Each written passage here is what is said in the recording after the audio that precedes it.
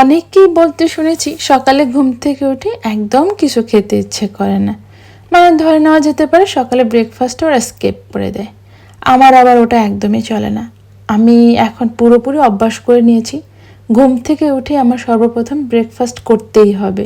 মানে এটা ছাড়া আমি সকালে একদম নড়তে চড়তে পারি না। অনেকেই সকালে ঘুম থেকে উঠে যেরকম চা খায়, চা না খেলে মাথা মুথা ঠিক থাকে না, আমার ওরকম ব্রেকফাস্ট না খেলে মাথা মুথা ঠিক থাকে না। এখন আমাদের এখানে সামার ভ্যাকেশন চলছে। ইউরোপে এখন সবথেকে লম্বা ছুটি, তো প্রায় 6 থেকে 7 সপ্তাহ লম্বা। ঘুম থেকে উঠে বাচ্চারা দেখলাম যার যার মতো ব্রেকফাস্ট করে নেয়, এরকম ব্রেড দিয়ে বা রুটি টুটি যেটা যখন থাকে ওটাই ওরা খেয়ে নেয়। আমারও খুব সুবিধা হয়েছে, আমি ঘুম থেকে যখন উঠি তখন আমি আমার জন্য ব্রেকফাস্ট বানাই।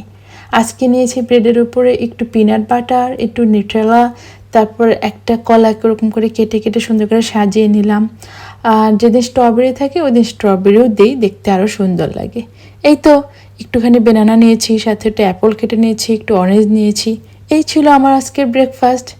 আপনাদের এই সামার ভ্যাকেশনটা কেমন চলছে? আর আমার মতো কে কে আছেন সকালবেলা ব্রেকফাস্ট না করলে মাথা মুথা একদম ঠিক থাকে না? প্লিজ লিখে জানাবেন। আল্লাহ হাফিজ, বাই বাই।